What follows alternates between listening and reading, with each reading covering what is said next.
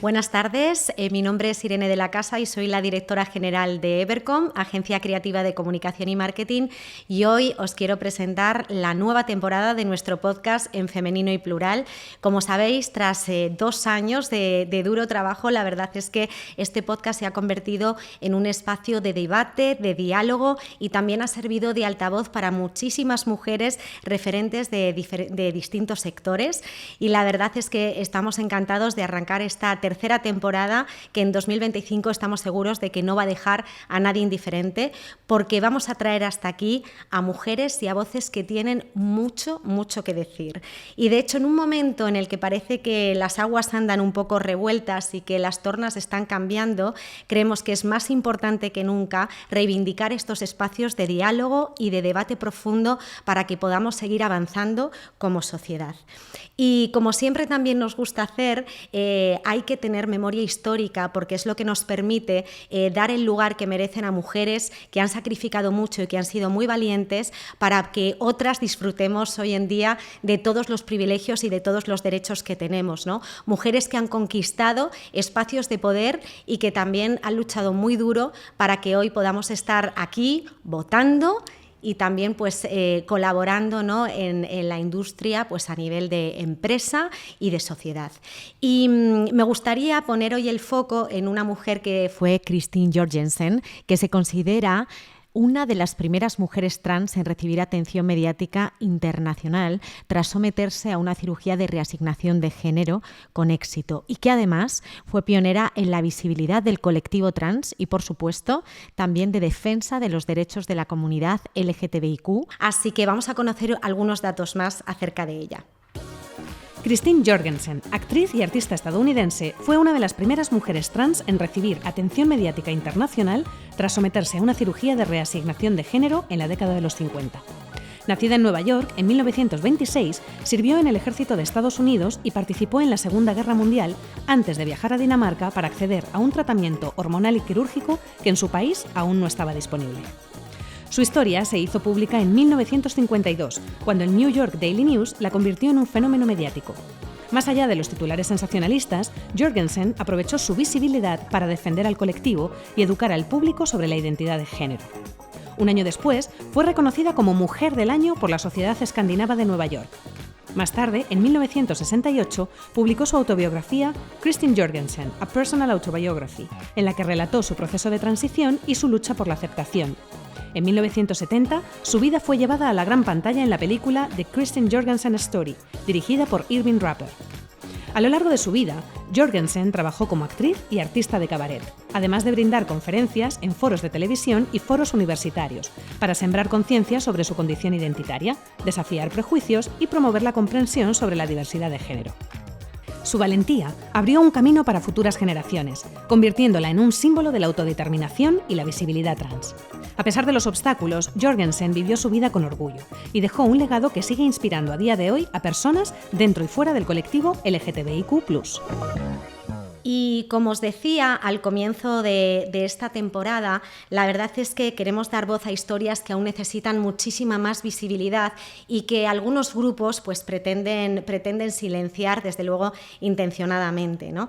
Nuestra invitada de hoy ha demostrado dentro y fuera de la pantalla que la representación puede cambiar la narrativa y puede cambiar el relato, y además puede hacer llegar a la sociedad nuevos referentes para las generaciones que están ahora viviendo en este país, y por supuesto para las generaciones que vienen detrás, para las generaciones futuras. Os voy a dar algunos datos sobre ella. Ella es actriz y artista, nacida en Las Lagunetas, en una pequeña aldea de Benalup, en Cádiz, y con solo 18 añitos se fue a Barcelona, primero a encontrarse a sí misma y después también para iniciar sus pinitos en el mundo artístico. Esa carrera continuó después cuando se fue a Madrid y se inició en el mundo del cabaret, y en 2023 2003 da el salto a la pequeña pantalla en una serie que todos conoceréis, que es Vestidas de Azul, protagonizando el papel de Loren Arana, y que para los que no la conozcáis fue una activista muy importante en defensa pues, de los intereses y de los derechos del colectivo LGTBIQ.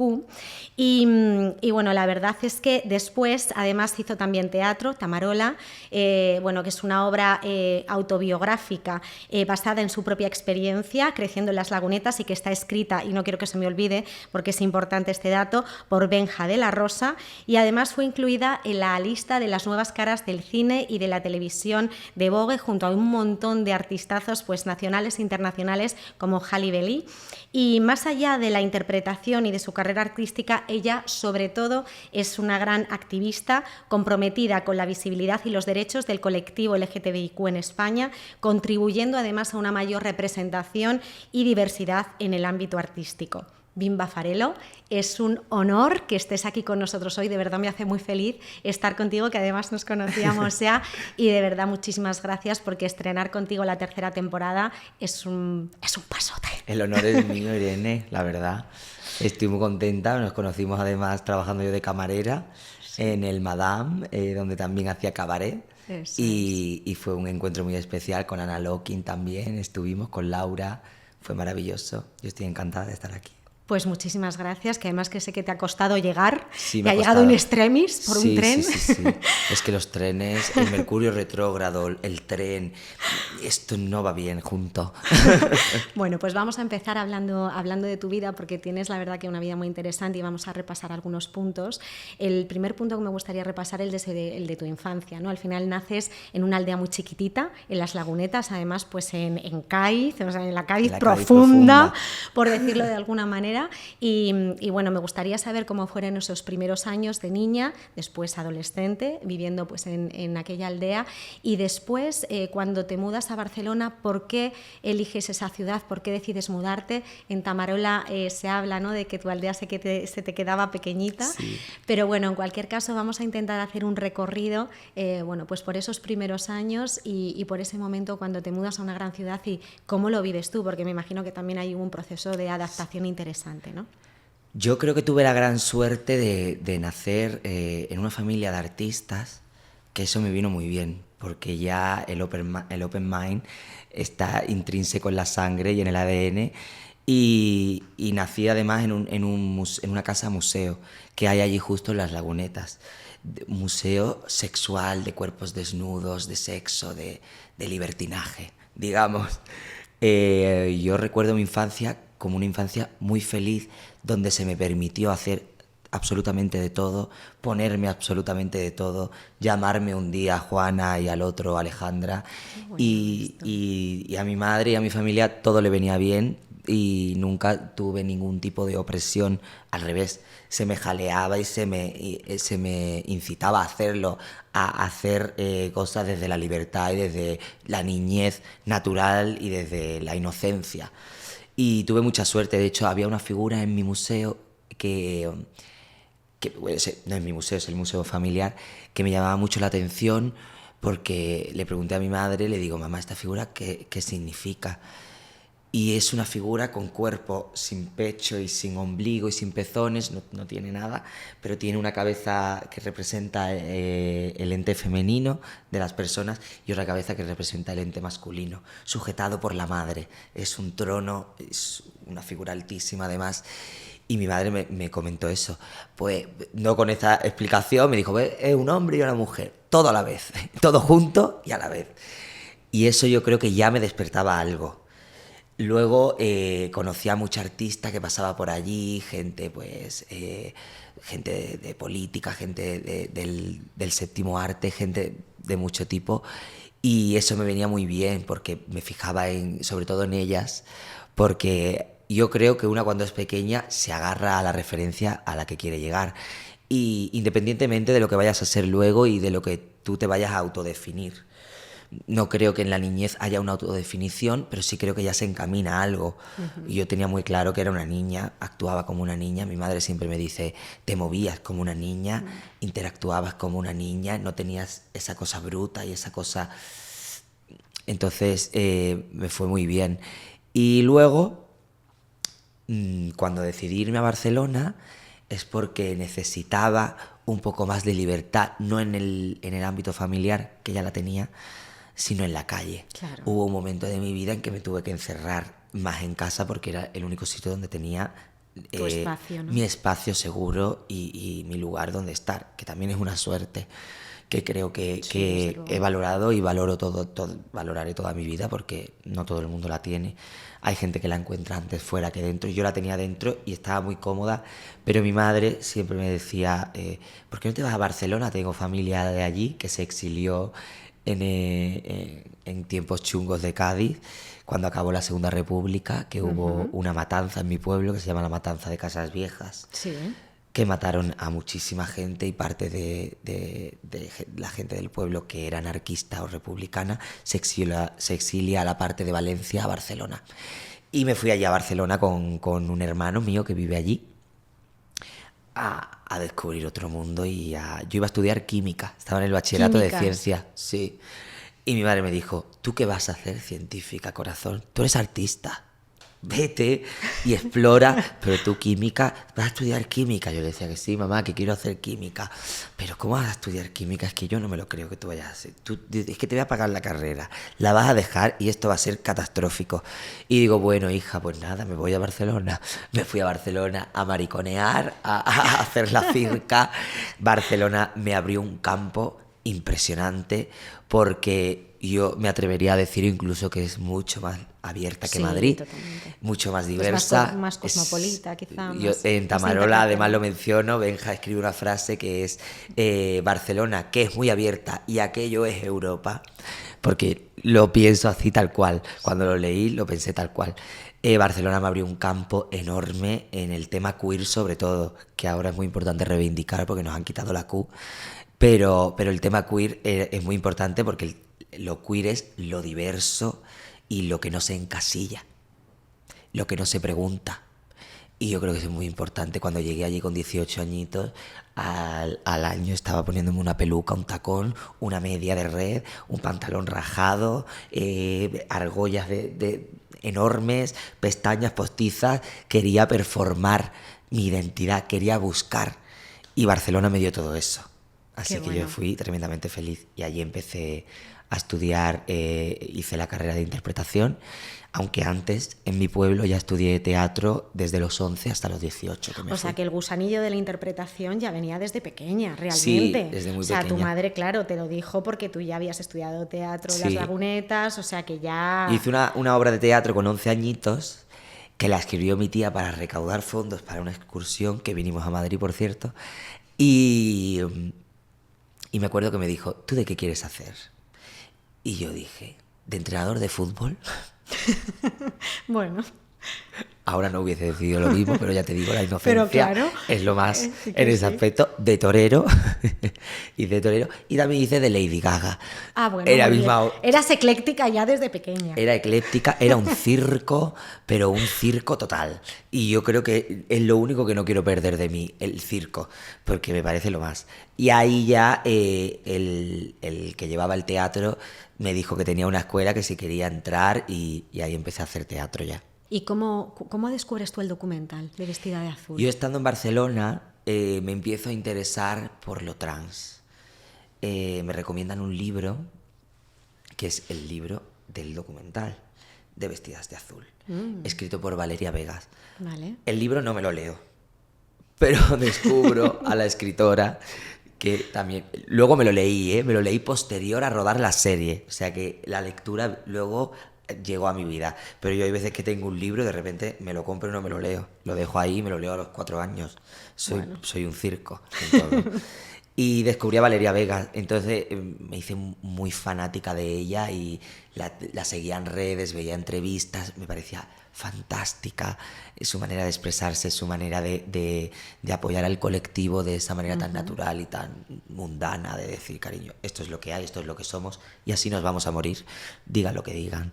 Y entonces le pregunté a ella directamente dónde podía verlo, que en aquel entonces no estaba en A3 Player, que es donde está ahora el documental original del 82, el de Jiménez Rico, estaba en Flixolé, que todavía ni pertenecía a Prime ni nada. Era una plataforma pequeñita y me pagué la plataforma solo para ver el documental de Vestidas de Azul y ya me quedé impactada completamente.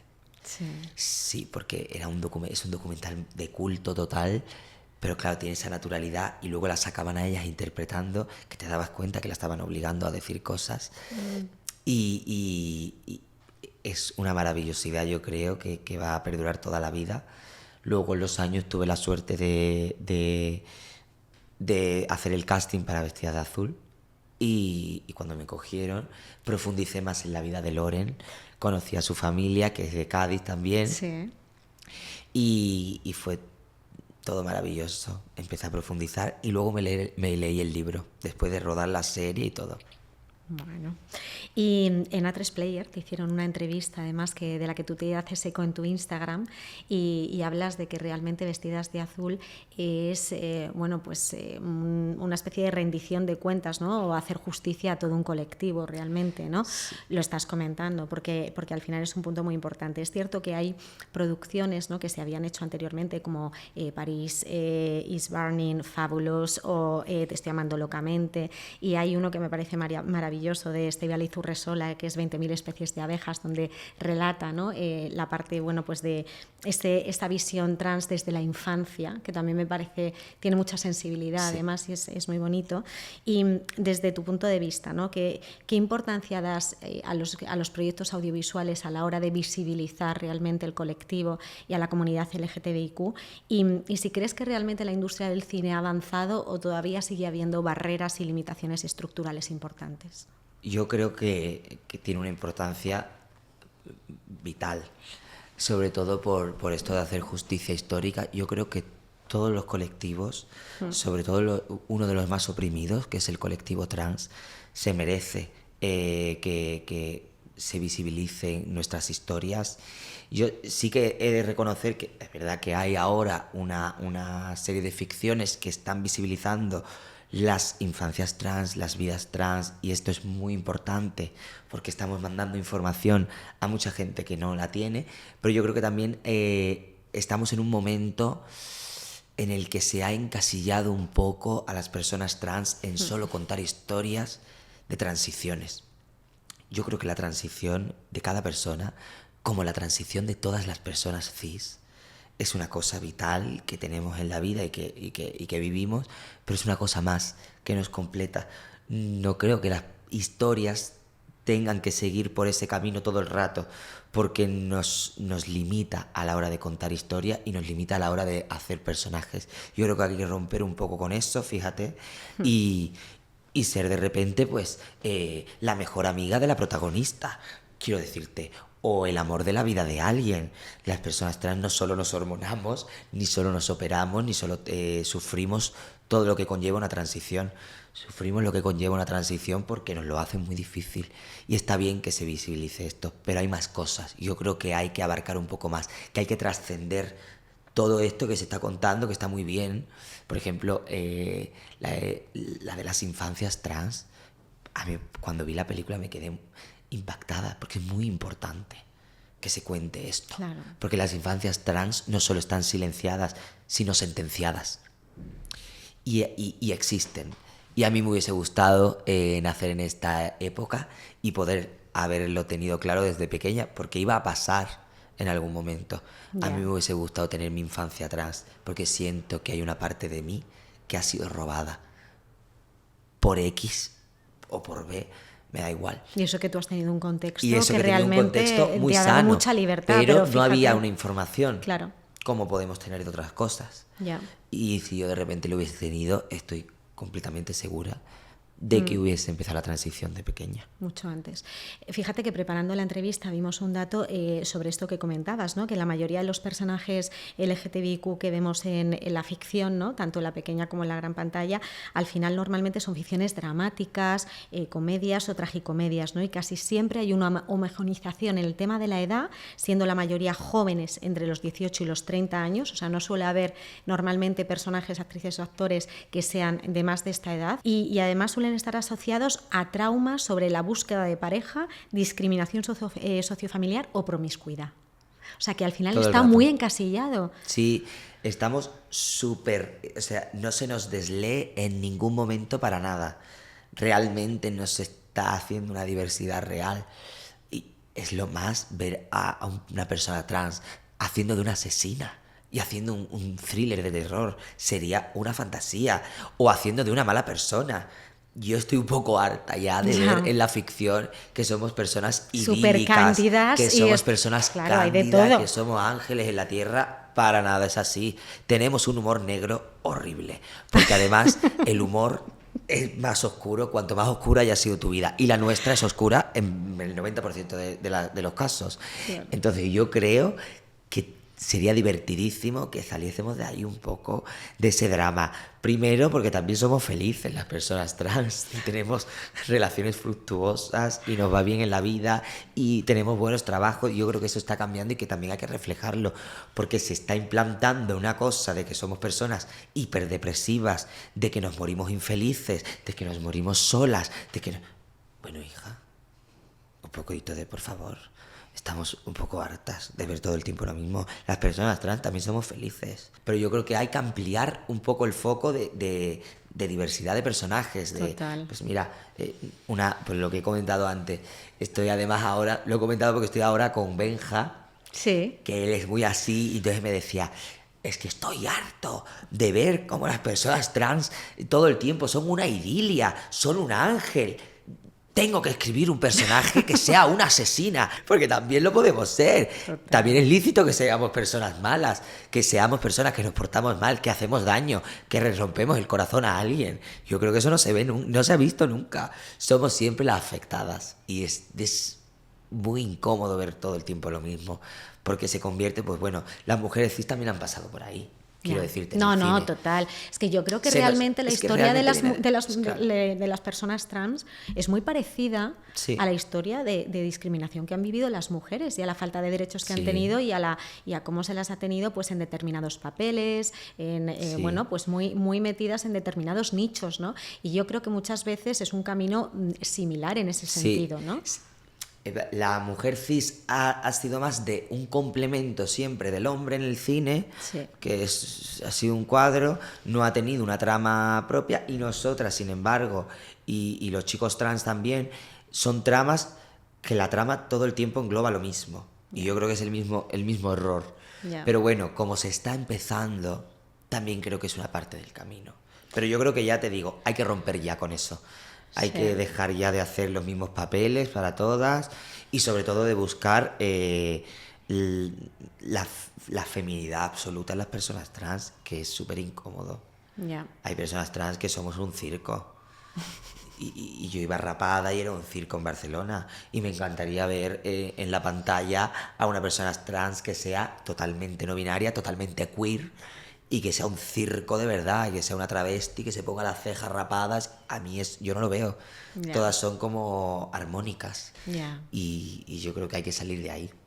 Y de hecho va muy en línea lo que estás comentando, ¿no? Con los datos que vemos en el informe ODA. Bueno, es un artículo que vimos en Vanity Fair de 2024, y este informe ODA es un análisis de la representación en la ficción española de 2023 en cine y televisión del Observatorio de Diversidad de Medios Audiovisuales, y ahí pues se arrojan datos bastante interesantes. Es verdad que en 2024 sí que se reflejaba un aumento de personajes trans con respecto al año anterior. Habíamos pasado pues de unos 13, creo aproximadamente unos 25, 6 de ellos son no binarios, pero en cualquier caso es todavía una cifra pues muy pequeñita, ¿no?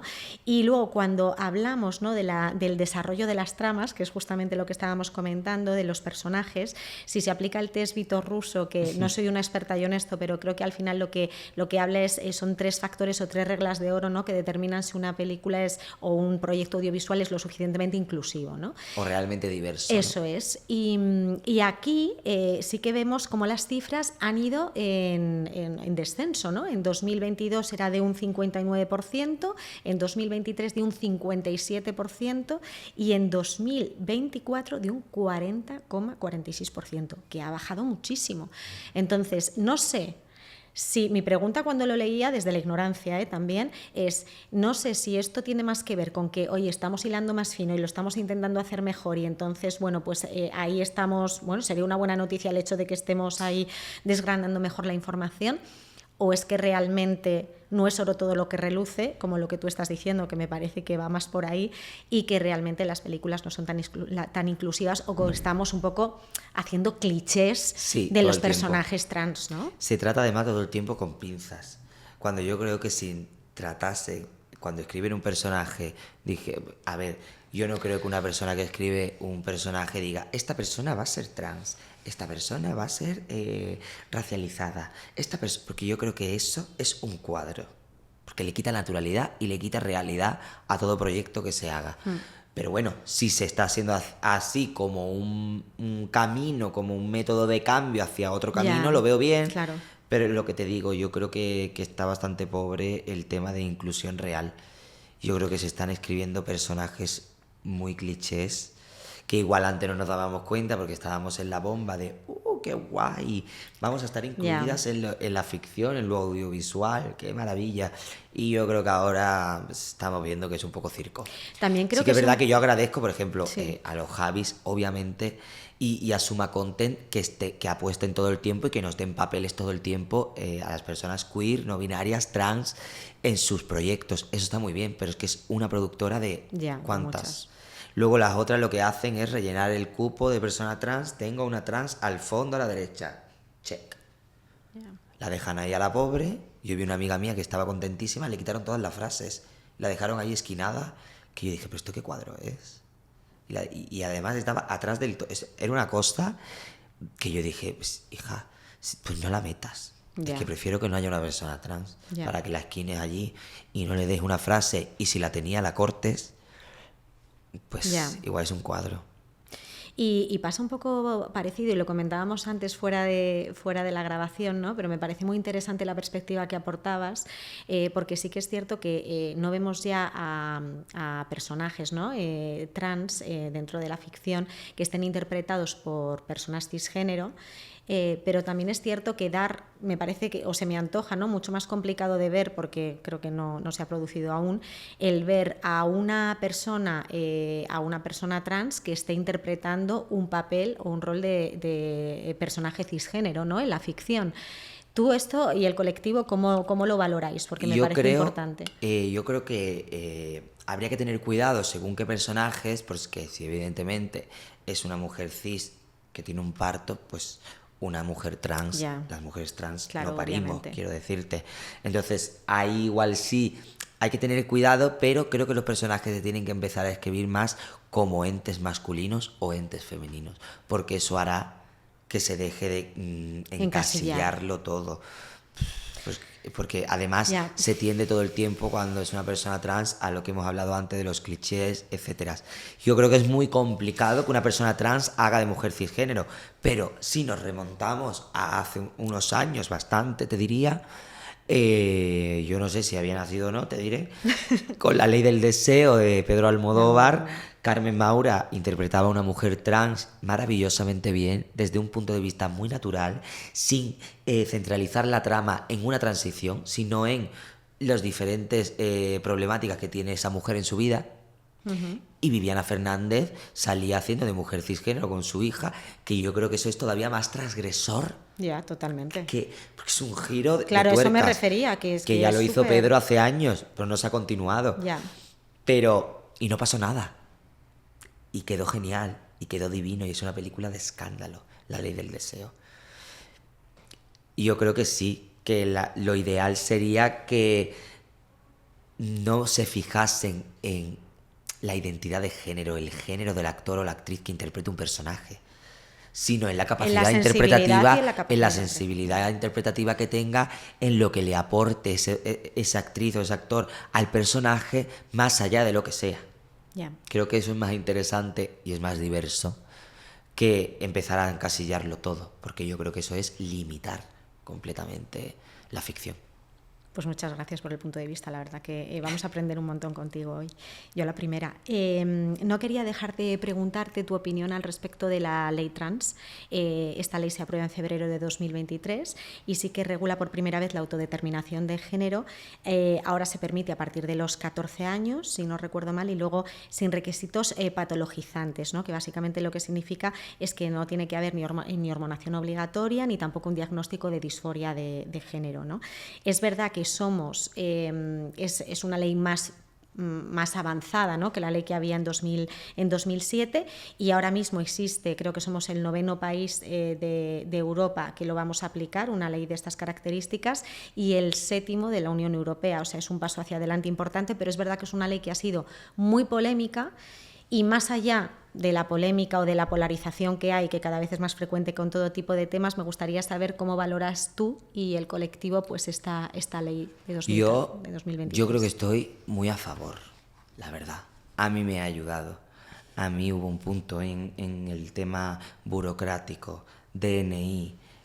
Yo no me iba a sentar en un juicio a que un juez, aunque un señor cuñado, me dijera, tú no te vas a llamar tal. Pues no, porque lo viví con una chica de mi pueblo que pasó el quinario y que la madre estaba harta porque le asignaron un juez que es el que te asigna, el que te asignaban en aquel entonces con la ley antigua de la 2007. 2007. ¿No? Te asignaban un juez. Si el juez estaba en contra de las personas trans, de la autodeterminación de género, del cambio de nombre y género en el DNI, te iba a negar cualquier nombre que le dijeras. Esa niña de la que te estoy hablando, que era una infancia trans, obtuvo un maltrato por parte de lo jurídico horrible.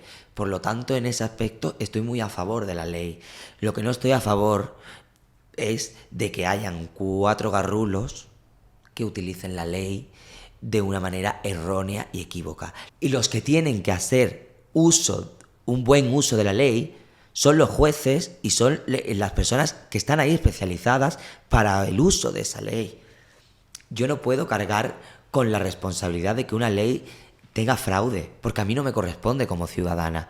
A mí me corresponde obtener derechos para poder vivir, obtener derechos para tener un trabajo digno, para tener unas características en el trabajo que me permitan vivir como cualquier otra persona, para poder denunciar que se me maltrate, para que me escuche un juez, para que yo pueda estar más segura. Para eso se usa la ley, para que me dejen de quebrar la cabeza, para que ningún juez me diga cómo me tengo que llamar, para que ningún juez me diga quién soy. Es lo único que pedimos las mujeres y las personas trans. No es una ley hecha para que se fraude, no es una ley para sacar violadores, no es una ley que te exime de ningún delito que hayas tenido anterior al cambio de nombre y género. Bimba, las redes. Vamos a hablar de redes sociales. Al final tú como artista, porque al final te defines también como artista más que como actriz, es un paso más allá, al final las redes juegan un papel clave pues, en tu carrera a nivel de visibilizar pues, todo lo que haces, de tu afán y de tu amor por la representación. ¿Cómo vives tú, cómo convives tú con las redes? ¿Cómo las trabajas para que realmente no se conviertan en un instrumento de toxicidad, sino que realmente se conviertan en algo que te sirva de escaparate para visibilizar tu trabajo? Ni me gusta hacerme mucho la reivindicativa, porque creo que tener discurso está muy bien. A mí eso me parece fenomenal. Pero desde Twitter no se pelea nada. Decía La Prohibida, que es una maravillosa artista del colectivo, decía, una cosa es tener discurso, que está muy bien, Antonia, y otra cosa es hacer discurso. Y yo creo que tenemos que empezar a hacer todo el discurso que tenemos, porque las veo a todas en Twitter, somos muy reivindicativas, somos luchadorísimas. Y luego yo creo que estás en tu casa, en calzoncillos, corazón, ahí esperando y a expensas de que alguien la líe, la cague, de que diga una palabra, de que no diga la E, de que no... Que a mí hay una parte de eso que me aterra porque son pesadísimas en el Twitter. No tengo Twitter, solo tengo Instagram y lo uso, pues eso, para cuando me tienen que contratar para algún show, cuando tienen que pasar mis redes, mi repre para algo... pero nada más. No me gusta ser excesivamente reivindicativa en redes. Prefiero serlo en la calle. Yo salgo hecha un circo y me monto en el metro, que me voy a trabajar a hacer un show, y ya estoy haciendo más activismo que poniendo un tuit. Pues estoy poniendo endemoniada a muchísima gente del vagón, y me miran y me empujan y yo empujo, y estoy ahí en la lucha, estoy en la calle donde se tienen que reivindicar las cosas. Estoy ocupando el espacio que siempre nos ha pertenecido. Estoy ocupando el espacio del Mercadona, de la panadería, del Día o del Carrefour, me da igual, pero sal a la calle. A mí las redes, las reivindicativas de las redes me tocan un poco las narices, son muy pesadas. O sea, ¿que realmente crees que las redes, a la hora de visibilizar el colectivo y de trabajar la parte de diversidad, inclusión y equidad, se hace regular, por lo que veo? Van bien. No sé si se hace regular, van bien. Y yo creo que está bien que se haga desde las redes. Hay plataformas que lo hacen muy bien, hay podcasts que lo hacen estupendamente. Ahora mismo estamos haciendo eso. Y yo creo que esto está muy bien. Una conversación, una cosa. Pero también hay una parte de las redes que frivoliza muchos temas. Hay mucha gente que se cree que sabe de todo, porque eso es lo que ha dado un poco las redes, hacer creer que sabemos de todo. Y comentarlo todo y dar todo el tiempo tu opinión y creer que tienes la verdad absoluta sobre muchos temas sin profundizar mucho más allá, todo desde lo frívolo y desde lo banal. Y yo creo que hay una parte que está muy bien de las redes. Lo considero, hay gente muy, muy buena, reivindicativa, y yo a esa gente la apoyo, la sigo y la veo. Y luego hay un circo que creo que hay mucha fake news, que hay mucha pelea que no tendría que darse porque perjudica más que ayuda. Hay muchísimas cuentas de Instagram que solo se usan para criticar y para lanzar odio al colectivo LGTBI, al colectivo feminista. Entonces no sé si las redes, por un lado creo que están muy bien y por otro creo que son un cuadro. Bueno, que hay que utilizarlas bien como todo y con responsabilidad. Exacto, ¿no? Hay que utilizarlas. Yo creo que habría que legislarla un poco y a ver cómo se hace. Es complicado, es muy complicado porque tiene todo el mundo el acceso a la opinión, ¿no? Y a exponerse. Entonces... Bueno, lo que deberíamos desde luego es tener menos polarización, que nos ayudaría a vivir un poco más tranquilos a todos. Hombre. Y desde luego a tener información más veraz, que creo que es algo fundamental para que la gente realmente pueda tener un pensamiento crítico basado en hechos y no en realidades paralelas, ¿no? Que nos encontremos o por lo menos mentiras, ¿no? Sí. Así que bueno, muchísimas gracias, Bimba, por haber estado hoy con nosotros, por todas tus opiniones, por tu naturalidad, tu frescura y por enseñarnos tantísimas cosas también sobre el colectivo, que es algo muy importante, que sigas luchando fuerte en las calles con este activismo que te caracteriza y nada, muchísimas gracias por haber inaugurado con nosotros la temporada. La verdad es que ha sido un honor enorme. Muchísimas gracias a ti, Irene. Estoy feliz, ha sido una charla súper fluida y súper guay. Estoy muy contenta de haberme endemoniado aquí, de haberlo dicho todo. Di que sí. Soy así, no tengo otra manera de hacer las cosas. Hay que ser natural y como es uno, así que muchísimas gracias. Muchas gracias, todo un honor haber inaugurado la temporada y que estoy segura que va a ir, pero vamos, de escándalo. Gracias, y gracias también a todos los que estáis al otro lado por seguirnos, y va a haber muchísimo más en esta tercera temporada, así que podéis visualizar los vídeos y el podcast en iVoox, en YouTube y también en Spotify. Nos vemos en la siguiente. Gracias.